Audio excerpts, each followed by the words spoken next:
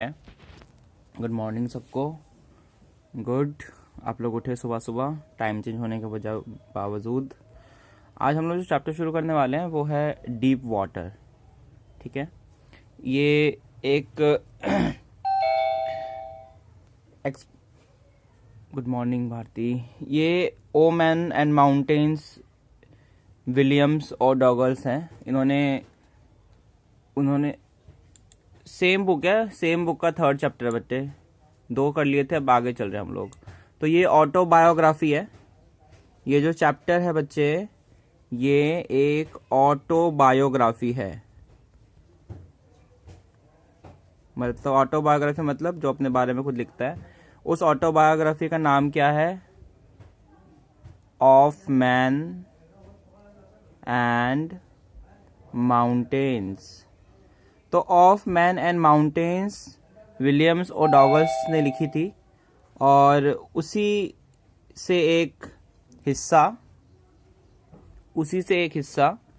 हम आज पढ़ने वाले हैं। पोएम्स कराऊंगा मैं, पहले 4 चैप्टर करा दूं, उसके बाद में फिर पोएम्स पे भी आऊंगा। डीप वाटर थोड़ा इंपॉर्टेंट भी है चैप्टर। ठीक है, तो बेसिकली जो स्टोरी है वो ऑथर की autobiography O man and mountains से ली गई है। और इस बेसिकली इस चैप्टर में क्या पढ़ते हैं हम लोग, वो बताता है कि उनका जो डर है पानी से, his fear of water, and how he conquered it by determination will power.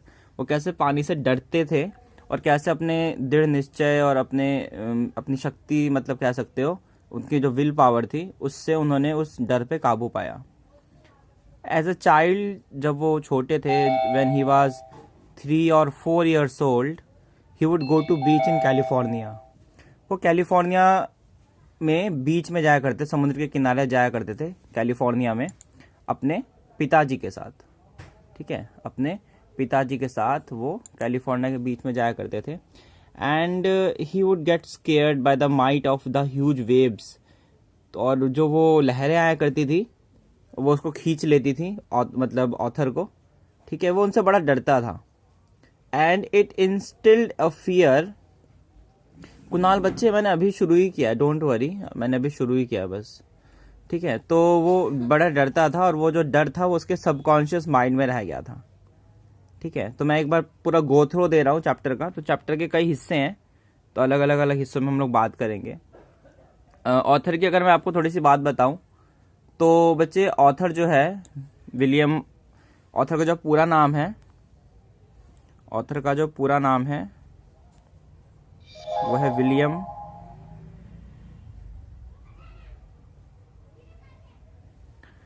Orville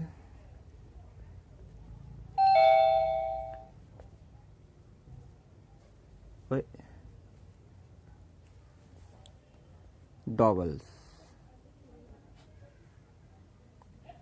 ठीक है, बेसिकली ऑथर का जन्म हुआ था 1898 में, और 1980 में इनकी फिर डेथ हो गई थी। ये यूएसए में डीप वाटर है बच्चे, डीप वाटर चैप्टर नंबर 3। तो बेसिकली ये एक एडवोकेट थे। अगर मैं ऑथर की थोड़ी सी आपको बात बता दूं, अगर ये एक एडवोकेट थे, ठीक है, और जज थे, बाद में आगे जज बने सुप्रीम कोर्ट ऑफ यूएसए में। ठीक है, और कहाँ पे जज बने? Supreme court of USA. ठीक है, यूएसए के सुप्रीम कोर्ट में ये जज बने थे। ठीक है, और रिटायर हुए 1975 में। ठीक है, और बाकी हिस्ट्री कोड वगैरह में शुरू से ही काम कर रहे थे। तो इन्होंने अपनी ऑटोबायोग्राफी लिखी थी, ऑफ मैन एंड माउंटेन्स। तो इसी से हम लोग जो आज कहानी पढ़ने वाले, इसमें इन्हीं की कहानी है, इनके बचपन की, भाई कैसे ये डरते थे पानी से वगैरह वगैरह। ठीक है, तो basically it had happened when I was 10 or 11 years old। तो चैप्टर शुरू करते हैं, कब हुआ? तो it had happened when the author was 10 or 11 years old. It had happened when I was 10 or 11 years old. I decided to learn to swim. author ने सोचा मैं स्विमिंग करना सीखूंगा. There was a pool at the YMCA. यहाँ पे एक swimming pool था. अब इस YMCA को हम लोग फुल फॉर्म में क्या बोलते हैं? YMCA को YMCA इज यंग मैंस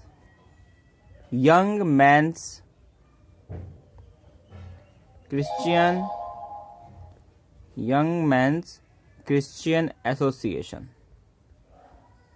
तो YMCA में एक पूल था. इन्होंने यहाँ पर एक क्लब की तरह है. इन्होंने यहाँ पे क्या सोचा? I had decided to learn to swim. There was a pool at YMCA. और ये YMCA कहाँ पे है? ये YMCA कहाँ पे है? ये YMCA है याकीमा. कहाँ पे है? याकीमा. और याकीमा कौन सी जगह है? याकीमा एक प्लेस है वॉशिंगटन में. याकीमा एक जगह है, ए प्लेस इन वॉशिंगटन. और वॉशिंगटन कहाँ पे है? और वॉशिंगटन कहाँ पे है? USA में है वॉशिंगटन. ठीक है. तो in Yakima that offered exactly the opportunity. तो बेसिकली याकीमा जो जगह है वहां पर उनको अपॉर्चुनिटी मिली वहां के YMCA एसोसिएशन में. और सर कौन सा चैप्टर करवा रहे हो? बेटा डीप वाटर करा रहा हूँ बच्चे. अब लेट हो गए, अब 5 मिनट लेट हो गए. कल से आप लोग टाइम पे आना, बिल्कुल एकदम एग्जैक्ट 9 बजे. सो उसके बाद द याकीमा रिवर. और प्रॉब्लम क्या थी? द याकीमा रिवर, जो याकीमा एक नदी का नाम है. ठीक है. देखो जब ऑथर 10 से 11 साल के, तो उन्होंने क्या सोचा? मैं तैरना सीखूंगा. और कहाँ पे सीखूंगा तैरना? There was a pool. वहां पे एक पूल था YMCA में. YMCA कहाँ पे है? याकीमा में है. याकीमा क्या है? एक रिवर का नाम है. और रिवर का नाम तो है ही, और साथ ही साथ याकीमा एक जगह का नाम है. तो the Yakima River, the Yakima River was treacherous. मतलब बहुत ही डेंजरस रिवर थी ये.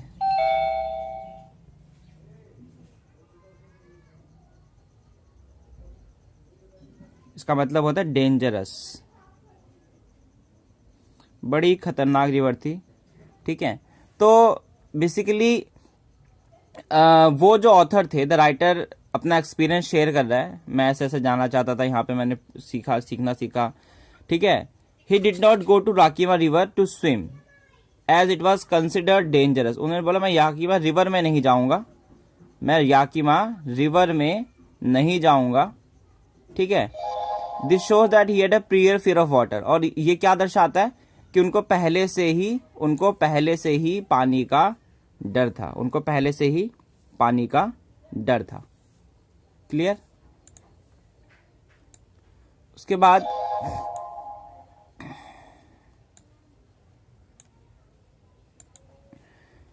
जो उनकी मदर है, डॉगल्स की मदर है, continuously warned against it and kept fresh in the mind of the detail of each drawing in the river.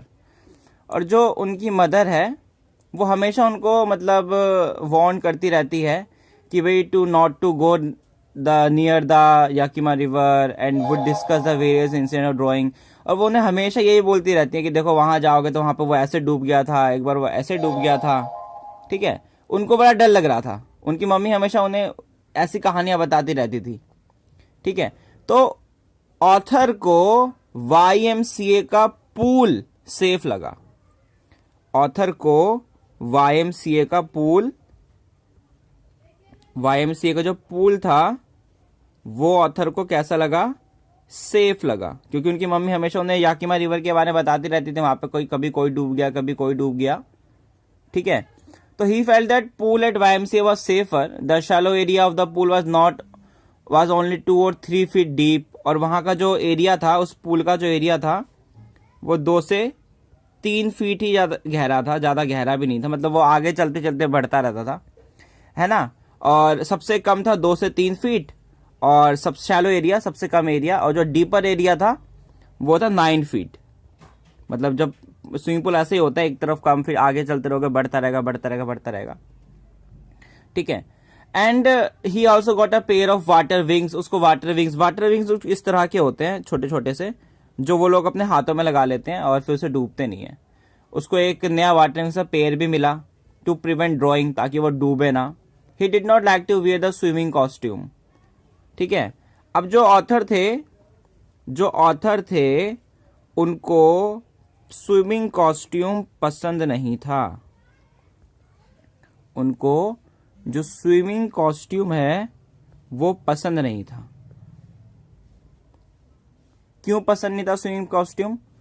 क्योंकि वो उनके ना इट एक्सपोज, वो उनके पतले पतले जो पैर थे उनको दर्शाता था, मतलब एकदम टाइट होते ना यूनिफॉर्म वो। हिज थिन लेग्स वो उनको दिखाता। But as he was keen to swim, लेकिन वो चाहते थे तैरना। He gave up his self respect and wore it. और फिर उन्होंने क्या किया, उन्होंने चल छोड़, तैरना ही तो है, पहन लेता हूं, कौन देखने आ रहा है, ठीक है। तो इतना समझ में आया कि भी ऑथर तैरना चाहते थे, ठीक है। और वो याकिमा रिवर में नहीं गए क्योंकि उनको बचपन से ही डर था, और उनकी मम्मी ने भी उनको शुरुआत से बता रखा था वहाँ पे ऐसे लोग डूब गए, वहाँ पे ऐसे लोग डूब गए, वगैरह वगैरह वगैरह। तो उन्होंने क्या सोचा कि चलो कोई बात नहीं, हम लोग YMCA के पूल में ही जाते हैं। YMCA क्या है? YMCA बेसिकली एक एसोसिएशन है, एक यंग्स मैन एसोसिएशन है YMCA, ठीक है। तो उसके बाद जब इतना हो गया तो बेसिकली वो जो उनके जो पैर थे, अगर मैं थोड़ा सा इनको सिनोनिम्स आपको बताऊं, उनके बड़े स्किनी पैर थे। स्किनी मतलब बहुत ही ज़्यादा पतले पैर थे, ठीक है। और what he wants to do, actually वो क्यों चाहते थे मैं तैरूं, या बट आई स्टब्ड माई प्राइड। स्टब्ड का मतलब होता है ओवरकम। जब उनको लगा कि भाई मेरे पतले पतले पैर दिखेंगे, उन्होंने क्या किया, आई सबड्यूड माई प्राइड। जो भी उनका प्राइड था उन्होंने उसको ओवरकम। सबड्यूड का मतलब होता है टू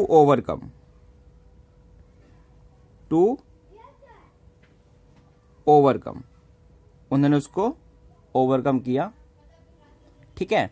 और प्राइड मतलब क्या बोलते हैं, अपना मतलब सेल्फ रिस्पेक्ट बोलते हैं ना। तो प्राइड का मतलब होता है सेल्फ रिस्पेक्ट। अपनी सेल्फ रिस्पेक्ट को उन्होंने छोड़ा कि चल छोड़, पहन लेते हैं, क्या जाता है। प्राइड का मतलब क्या होता है बच्चे? Self respect. मैं भैया वर्ड टू वर्ड जा रहा हूं बिल्कुल, ठीक है। I am not going like a typical story summary. So उसके बाद फ्रॉम द बिगिनिंग, शुरुआत से ही I had an aversion to water. Beginning से ही, बिल्कुल शुरुआत से ही आई हैड एन aversion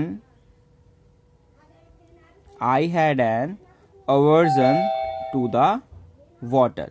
शुरुआत से ही उनको एक नापसंद सा था पानी, क्योंकि बचपन में जब वो जाया करते थे तो वो जो लहरें हुआ करती थी उनको खींच लेती, उनको वो डर समा गया था। तो अवर्जन का मतलब क्या होता है? आप कह सकते हो डिसलाइक। वो पसंद ही नहीं करते थे उस चीज को, लेकिन वो इस ओवरकम से बाहर निकलना चाहते थे, है ना। देन दिस स्टार्टेड जब वो 3-4 साल के थे। उनके फादर उनको कैलिफोर्निया के बीच में लेके जाते थे।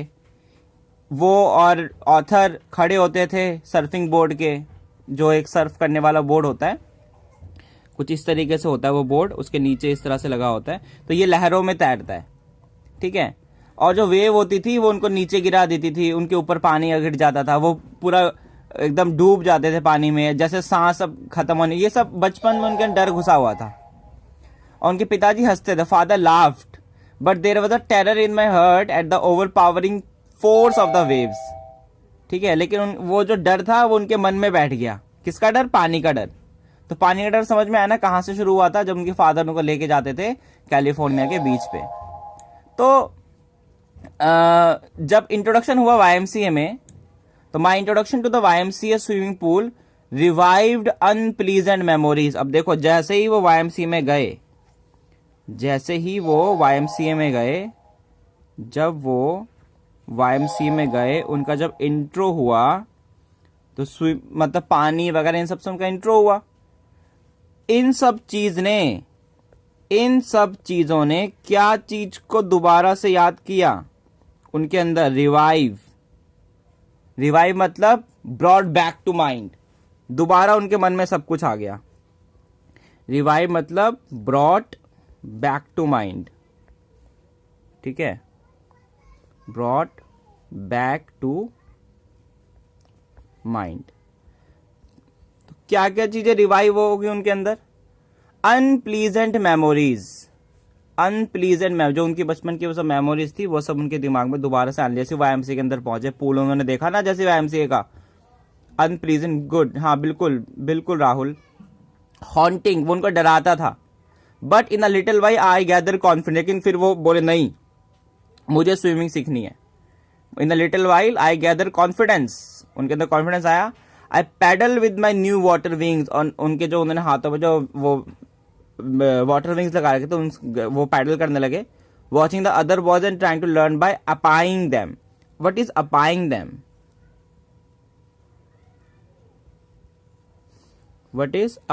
देम? अपाइंग मीन्स कॉपी करना। जैसे बाकी बच्चे कर रहे थे, वो भी उनको कॉपी करने लगे। I did this 2 or 3 times on different day, और ये ऐसा अलग अलग दिन 2 से 3 बार जरूर करते थे। And was just beginning to feel at ease in the water, to feel at ease, और वो बस शुरुआत कर दी पानी में, मैं मेरे को ठीक ठाक महसूस हो। To feel at ease, to feel at ease का मतलब क्या होता है? टू फील एट ईज का मतलब होता है टू फील कंफर्टेबल। वो अपने आप को बस कंफर्टेबल महसूस करने के लिए।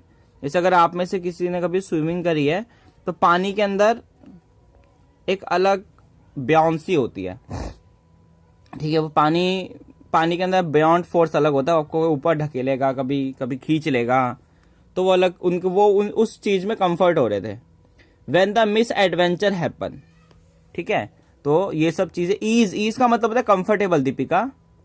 ठीक है, तो when William Douglas join the swimming pool, उन्हें तो the fear of water reserved his mind, दोबारा से वो चीजें आई। ही गैदर्ड कॉन्फिडेंस, उसके अंदर कॉन्फिडेंस आया, देखा भाई बाकी बच्चे भी, तो चलो मैं भी करूंगा, कॉपी करके करूंगा। और वो अलग अलग दिन 2 से 3 बार करते थे सब, और धीरे धीरे उनमें कॉन्फिडेंस आने लगा, when the incident happen he had a narrow escape from death. ठीक है, तो बेसिकली हुआ क्या था? I went to pool when no one else was there. तो मैंने बोला कि भाई यहां पर एक पूल है। ठीक है, तो कुछ इस तरह का समझ लो, पूल है ये। तो जब कोई एक दिन क्या हुआ कि जब कोई भी नहीं था ना, वो पूल के पास चले गए। जब कोई भी नहीं था, वो चुपचाप पूल के पास चले गए। ठीक है, अब चुपचाप पूल के पास चले गए तो कोई उन्हें सपोर्ट करने वाला नहीं था, तो वो जब चुपचाप पूल के पास गए, the place was very quite, एकदम शांति थी वहां पे एकदम क्या थी? एकदम शांति थी वहां पे कोई भी नहीं था, ठीक है। उसके बाद द वाटर वॉज स्टिल, पानी जो था वो बिल्कुल ही कैसा था? रुका हुआ था। पानी बिल्कुल ही रुका हुआ था, क्योंकि उसके अंदर कोई था ही नहीं, उसके अंदर कोई नहीं था, तो फिर कैसे हो सकता है पानी हिलेगा? तो the water was still and the tiled bottom was as white as clean as bathtub. और जो टाइल का वाटर था, मतलब टाइल था जो बिल्कुल नीचे था, द टाइल्ड बॉटम, जो नीचे की जो टाइल थी वो बिल्कुल कैसी थी? जैसे कोई जैसे कोई क्या हो, जैसे कोई बाथ टब होता है ना, बाथ टब बिल्कुल क्लीन होता है, बाथ टब जो होता है वो बिल्कुल ही क्लीन होता है, वैसे ही उनकी जो टाइल्स थी वो इतनी साफ नजर आ रही थी, वो इतनी साफ नजर आ रही थी। ठीक है, I was timid about going in alone. ठीक है, I was timid about going, वो थोड़ा सा घबरा से रहे थे, मैं अकेले कैसे जाऊं। So I sat on the side of the pool to wait for other. फिर वो कहां बैठ गए, ये समझ लीजिए ये कोई पूल है, अगर ये कोई पूल है तो वो यहाँ पे साइड में यहां बैठ गए वो, कि भाई यहाँ पे साइड में बैठ गए, चलो कोई आएगा तो मैं जाऊंगा। ये एक इंसिडेंट है, ये क्या है, ये एक इंसिडेंट है। एक दिन वो अकेले गए वहां पे पूल के आसपास कोई भी नहीं था, पूल एकदम शांत था, सब कुछ शांत था, पानी बिल्कुल शांत था, इतना क्लियर बिल्कुल नीचे दिख रहा था जैसे कोई बाथ टब की तरफ क्लियर टाइल नजर आ रही थी। ठीक है, तो सॉरी, तो वो क्या किया उन्होंने, वो एज पे बैठ गए, बाकी बच्चों के आने का वेट करने लगे, चलो बाकी जब बच्चे आएंगे तब मैं जाऊंगा, क्योंकि उन्हें अकेला स्विमिंग पूल में स्विमिंग करने से डर लग रहा था। ठीक है, as the swimming pool was empty, William could see also at the very bottom. It was white color tile like a bathtub. ठीक है, तो वो बैठे रहे। It had been there long when in a came big bruiser bag boy came. फिर एकदम से क्या हुआ, बहुत टाइम बाद बिग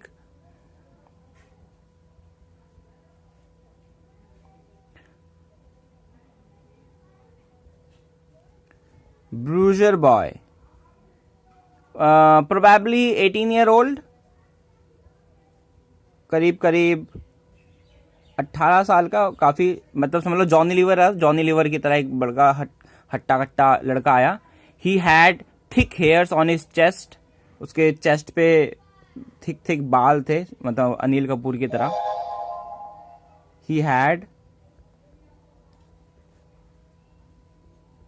अब ये उस बॉडी बिल्डर बॉय की बात हो रही है, थिक हेयर। ठीक है, ब्रूशर मतलब होता है एक person who is tough and very aggressive, और मतलब कह सकते हो जो बस झगड़ा करना चाहता हो, इस तरह का, मतलब गुंडा टाइप। ठीक है, उसके चेस्ट पे थिक बहुत बाल थे। He was a beautiful physical specimen, और क्योंकि बॉडी वगैरह थी तो वो लड़कियों को या वैसे भी देखने में काफी अट्रैक्टिव था। ठीक है, फिजिकल स्पेसिमेन, कैसा, ब्यूटीफुल, या हंक बोल सकते हो, मैचो मैन, हंक, इस तरीके का। विद लेग्स एंड आर्म्स, क्यों था, उसके जो लेग्स थे, मैं ये एक एक पार्ट को अच्छे से एक्सप्लेन कर रहा हूं ताकि आप लोग स्टोरी के एक एक पार्ट से रूबरू हो जाओ। जो उसके लेग्स और आर्म्स थे, दैट शोड, वो क्या दिखा रहे थे, rippling muscles.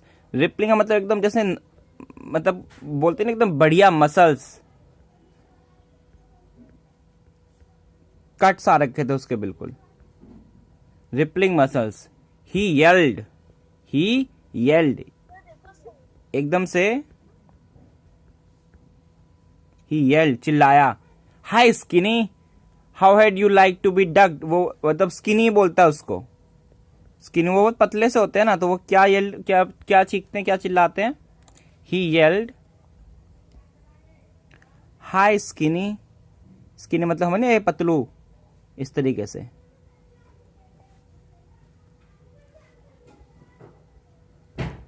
how had you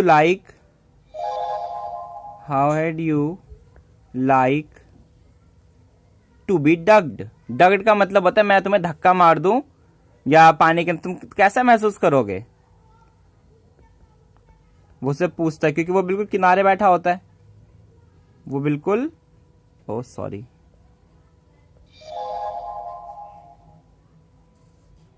वो से पूछता है तुम कैसा महसूस करोगे अगर मैं तुम्हें, how had you like to be ducked, अगर तुम्हें कोई धक्का मार दे।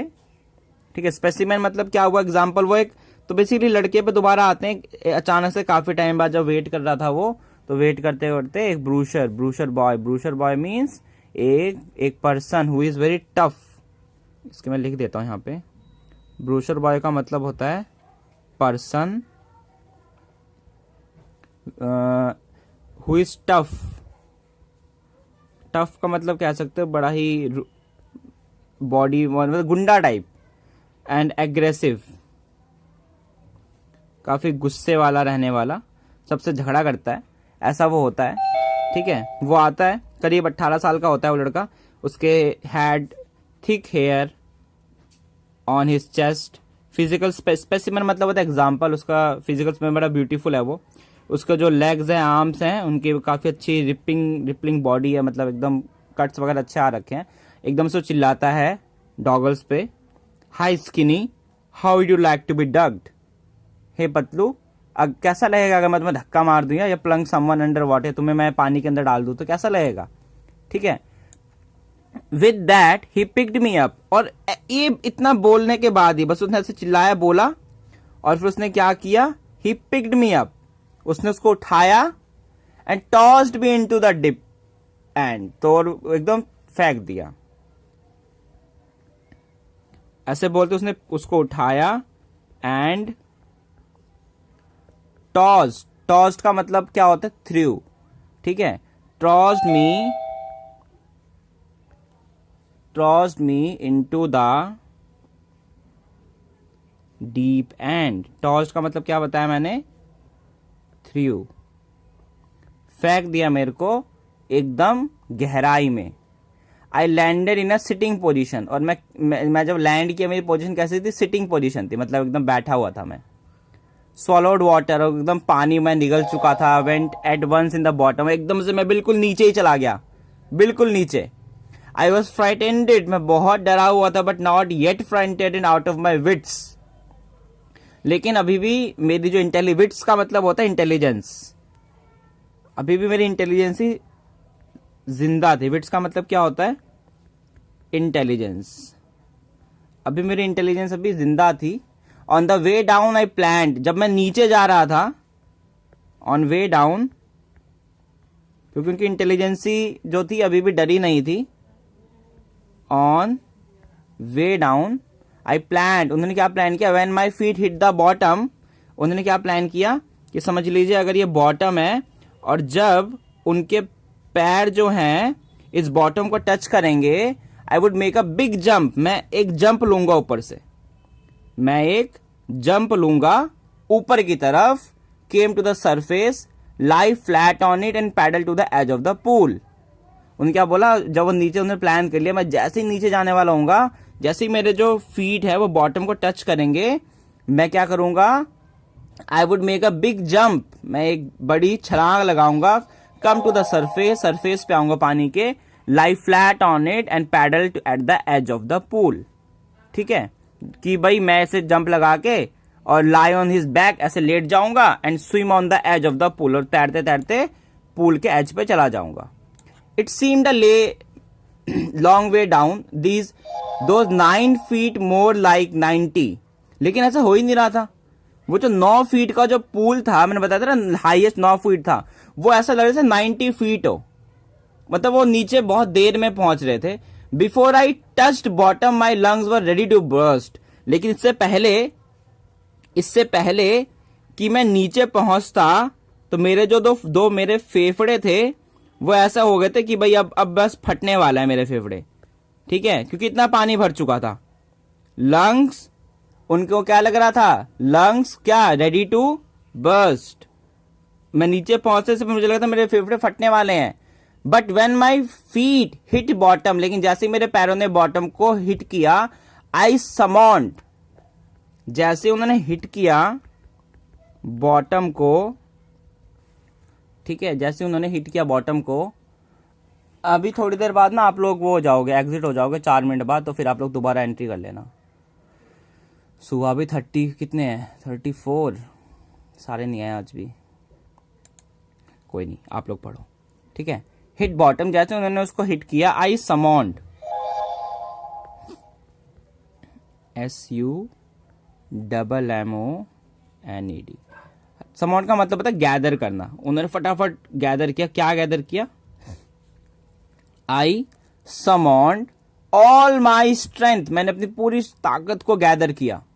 And made what I thought was a great spring upward, और ग्रेट, और उन्होंने क्या सोचा, मैंने सारी अपनी ताकत को इकट्ठा किया और I did a great spring upward. Spring का मतलब होता है पुश, स्प्रिंग का मतलब क्या होता है? पुश। तो great spring upward, I imagined I would bob to the surface like a cork. और वो पता है क्या सोच रहे थे? वो सोच रहे थे जैसे वो होता है ना, जैसे अगर कोई हमारे पास ऐसे शैम्पेन की बॉटल है और शैम्पेन की उस बॉटल में ऐसे यहाँ पे तो वो लगा होता है, और जो कॉर्क होती है उसके ऊपर इस तरह की, जैसे वो कॉर्क निकल गई हो बाहर, ठीक है, वो कॉर्क बाहर निकल गई हो, वो उनको ऐसा लग रहा था, उनको ऐसा लग रहा था कि I imagine I would Bob. Bob का मतलब क्या होता है? जंप। इस तरह से जंप, जैसे कॉर्क की बॉटल निकलती है ना, उस तरह से jump. I would Bob, Bob का मतलब क्या? जंप। मुझे ऐसा लग रहा था, मैंने इमेजिन किया, I would bob to the surface like a cork. और कॉर्क, जैसे ये कॉर्क समझ रहे हो ना, ये ऐसे शैंपेन की बोतल से ढक्कन, वो जो कॉर्क बाहर निकलती है, इसी तरीके से उनको लगा कि शायद मैं भी इसी की तरह ऊपर की तरफ जा रहा हूं। इंस्टीड आई कम अप स्लोली, लेकिन असलियत में बहुत धीरे धीरे ऊपर आए थे वो।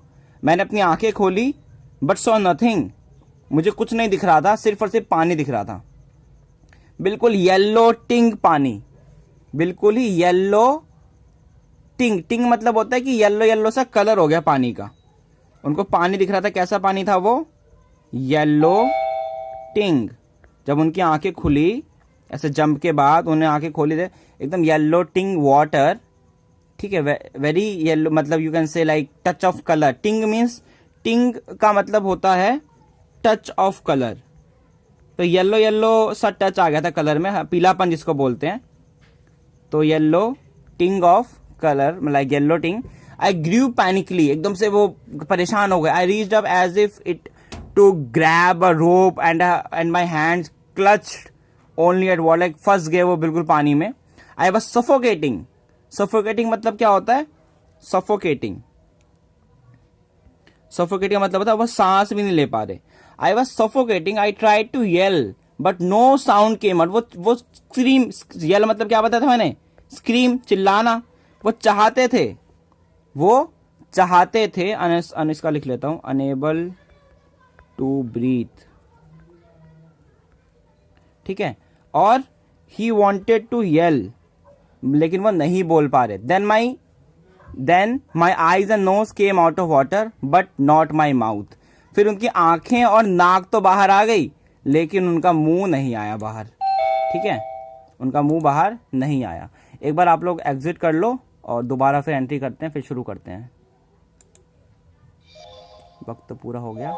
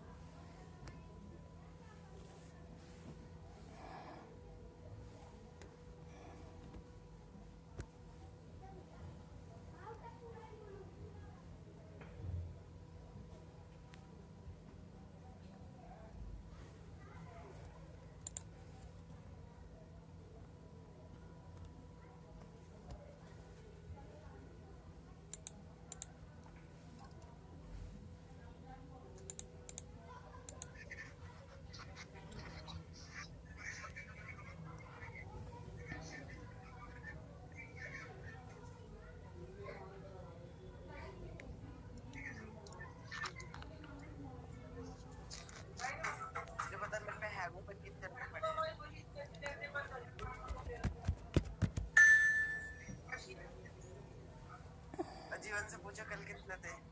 150।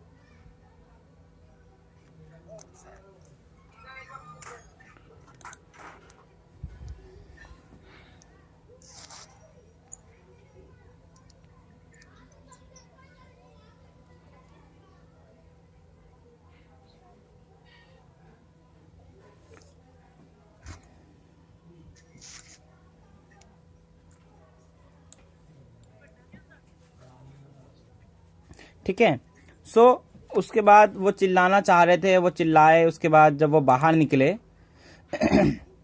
तो उनका जो आंख और जो कान, सॉरी नाक, सॉरी नोज, आंख और जो नाक थी वो तो केम आउट ऑफ वाटर, वो तो बाहर आ गया, लेकिन उनका मुंह बाहर नहीं आया।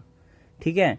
तो उनको काफ़ी टाइम लगा इसमें। तो बेसिकली वो एकदम सांस लेना भूल गए थे। ठीक है। उनका मुंह अभी भी पानी के अंदर ही था। तो कुछ लगा लो, अगर मैं थोड़ा अगर ड्राइंग से समझाऊं आपको, तो उनकी सिचुएशन जो थी कुछ इस तरीके से थी कि अगर ये उनके बाल हैं, ठीक है, तो बेसिकली उनका जो मुंह था वो अभी भी पानी के अंदर था। जो उनका मुंह था वो भी पानी के अंदर था। ठीक है। और उनका लेकिन जो हाथ था वो बाहर आ गया था। हाथ और सॉरी बंद नहीं रहा ढंग से। ठीक है। कुछ इस तरह से उनकी सिचुएशन थी और वो बाकी सारा पूरा वो पानी के अंदर ही थे। ठीक है। और बस मुंह बार बार डूब रहा था, नाक और आंख बाहर आ गई थी उनकी। तो basically I failed at the surface of water. लेकिन जब वो पानी के सरफेस है ना पानी का, जब पानी के सरफेस पे आए तो वो फेल हो गए वहां पे। I failed at the surface of water, वो फेल हो गए सरफेस पे, पानी के सरफेस पे। Swallowed and choked. स्वॉलोड मतलब निगल लिया बहुत सारा पानी। चॉक्ड का मतलब क्या होता है? चॉक्ड का मतलब होता है अनेबल टू ब्रीथ। जैसे आपका गला घोट दूं मैं तो उसको चॉक बोलते हैं। तो चॉक्ड मतलब, अच्छा ये प्लीज आप लोग ना म्यूट कर दो, मैंने म्यूट नहीं किया, आप लोग अपनी तरफ से म्यूट कर दो, अब तो बड़े बच्चे हो। Sir drawing is good sir. हाँ ड्राइंग, हाँ मैं कर रहा हूँ, म्यूट कर रहा हूँ सबको। 1 मिनट, मैंने म्यूट करना भूल गया था। ठीक है। Drawing is good, okay thank you. मैं पेंटिंग करता हूँ इसलिए थोड़ी ठीक ठाक है। सो बेसिकली चॉक्ड हो गए बिल्कुल वो। चॉक्ड मीन्स क्या हो गया? Unable to breathe. Choked means unable to breathe. Actually brain ना इमेज को ज्यादा समझता है, इसलिए मैंने इमेज बनाई थी वहां पे भी। तो वो बिल्कुल फंस गए। तो उनकी कंडीशन समझ में आ गई ना, वो इस तरीके से पानी के, एक हाथ बाहर है उनका, ठीक है, एक हाथ बाहर है, मुंह ऐसे डूब रहा है, उठ रहा है, इस तरह से है बिल्कुल उनकी सिचुएशन। ठीक है। और I tried to bring my legs up. मैं अपने पैरों को, अपनी लेग्स को ऊपर लाने की कोशिश कर रहा था, बट दे हंग मतलब वो नहीं हो रहा। पानी में ना होता नहीं, पानी ना नीचे खींचता हमेशा, एज डेड वेट। और उसे ऐसा लग रहा था, बट दे हंग, जो उनके जो लेग्स थे ना बच्चे, जो उनके लेग्स थे, they are like dead weights. वो अपने पैरों को बाहर खींच रहे थे, बाहर लाने की कोशिश कर रहे थे पैरों को। ठीक है। लेकिन वो दे आर हंग, वो एकदम झूल गए थे। कैसे? हंग एज डेड वेट्स। जैसे कोई मर जाता है ना, उसका वजन, इस तरह से झूल गए थे। पैरालाइज्ड, चॉक्ड और सफोकेट नहीं राहुल,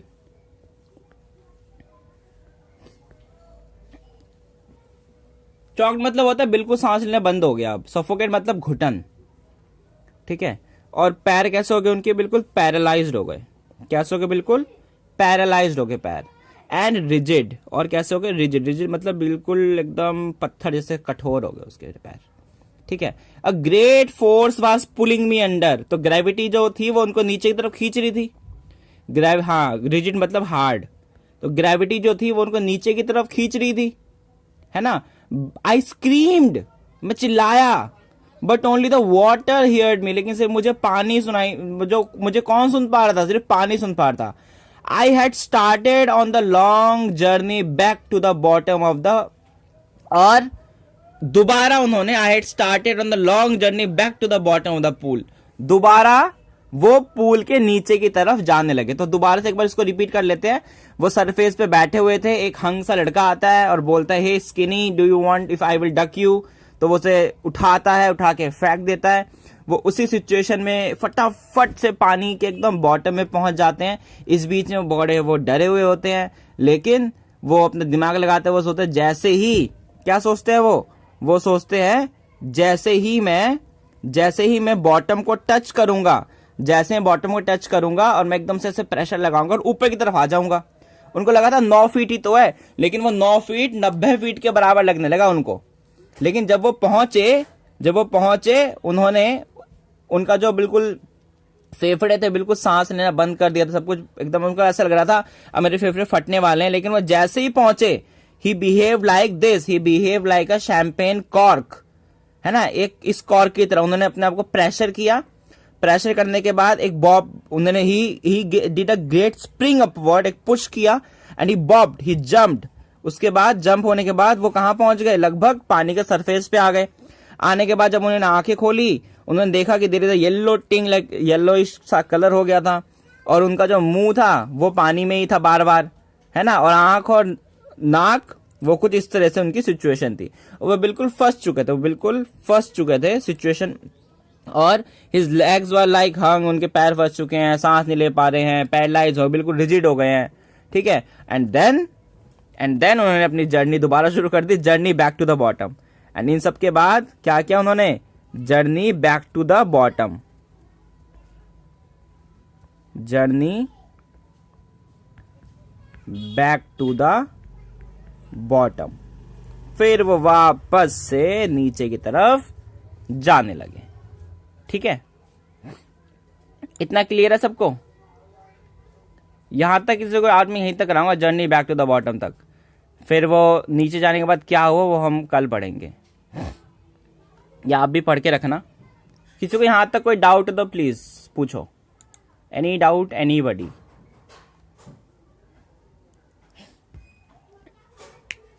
आई होप अच्छे से क्लियर हो गया होगा, एकदम point two point.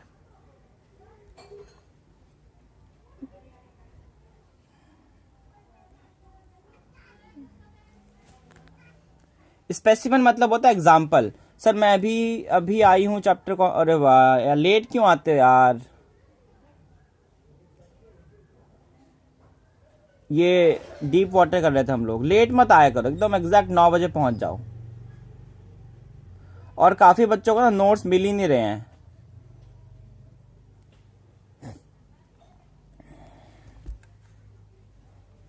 Number save नहीं कर रखा मेरा, तो उन्हें नोट्स भी नहीं मिल रहे।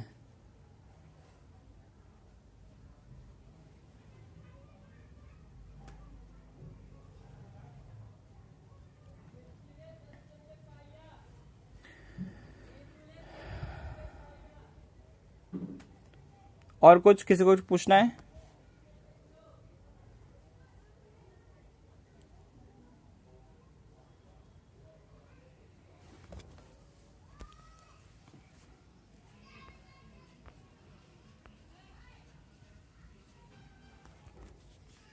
सर आपने ऑटोग्राफी में मैन एंड माउंटेन लिखवाया है और चैप्टर का नाम नहीं अर्चू, जो ऑटोबायोग्राफी थी ना जो इन्होंने लिखी थी विलियम और